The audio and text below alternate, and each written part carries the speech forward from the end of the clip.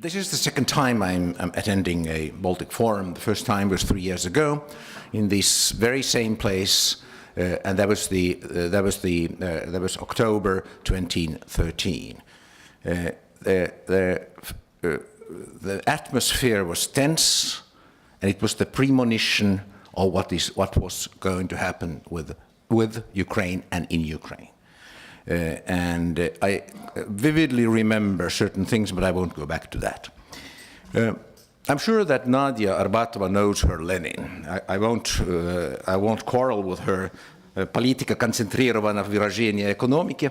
But actually Marx said something much more important. He said that die wirtschaftliche Basis bestimmt den politischen Überbau. So it's actually economics which is the defining factor in politics. And I'm sure, and I fully agree with Nadia, that the Soviet Union did it the other way around. It was always politics, and this is very much my feeling and my experience with present-day Russia. Always, when I've thought that because of economics and because of economic reasons, Russia should do this or should do that, should make that decision, or should use that port instead of the other port, I've been wrong. It's always politics. But my feeling is, and I'm no expert on China, although I've traveled extensively in China, that in China it's very much different. It's almost the other way around. Because China, unlike Russia, which is a market economy, and not a country ruled by the Communist Party, China is a country that lets the markets work.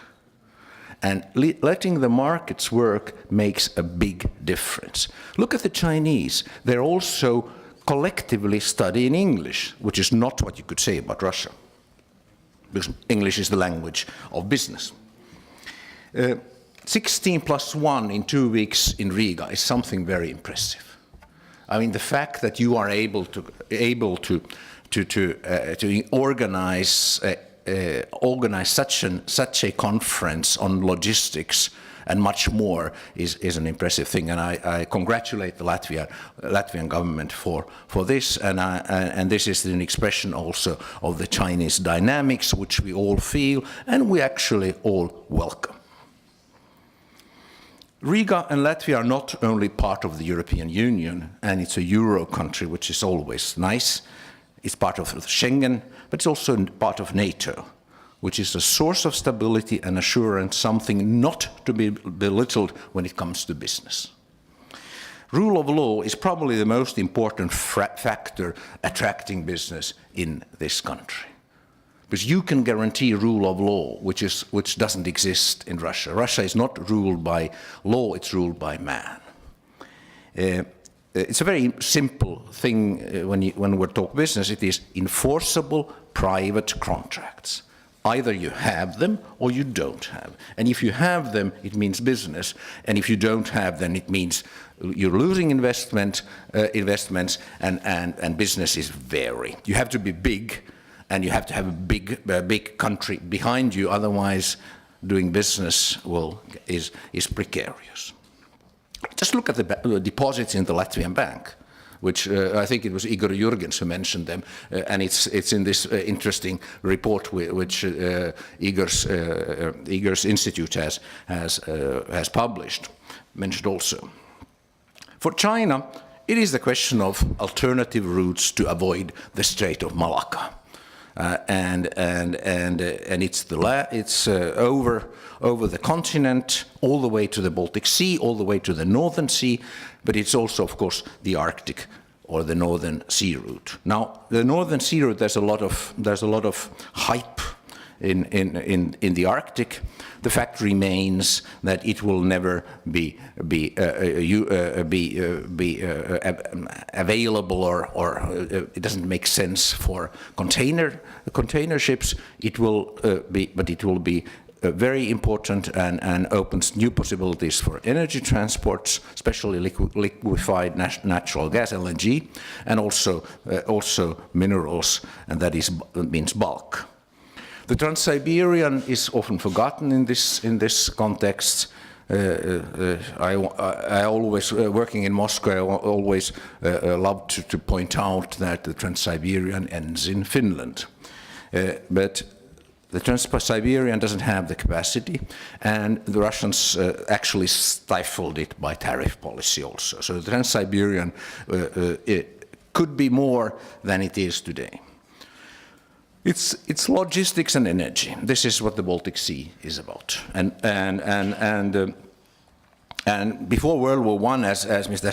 Schlesers told me, Riga was the largest port and the third largest city of the Russian Empire. And you don't have to, I mean, looking at Riga, I'm not at all surprised to hear that. I have a personal history with Riga. My mother was sent in the 30s to Riga to learn German, which she did, and she spoke beautiful German with a Baltic accent until her death. Logistics is a very important thing. Keeping ports open in the winter, the Baltic Sea does not freeze, but the Gulf of Finland freezes, and so does the Gulf of Bothnia. Finland remains the only country in the world that keeps all its ports open during ice conditions. Let's look at the Great Lakes in the United States. There's no navigation when they're covered by ice. Talking about energy, it's quite striking to realize that all three Baltic states, members of the European Union, since 15 years, are still part of the old Soviet grid. And the first opening into the European grid was the Estlink cable, energy cable, electricity cable between Finland and Estonia, now been doubled. There's an Estlink 1 and Estlink 2. The second cable, which was inaugurated, I think this year, I'm not sure, is the famous Nordbalt between Lithuania and Sweden. We're building an interconnector between Estonia and Finland for gas. Lithuanians have their LNG terminal, and the Latvian storage in Inčukalns is a great asset for energy independence and energy business.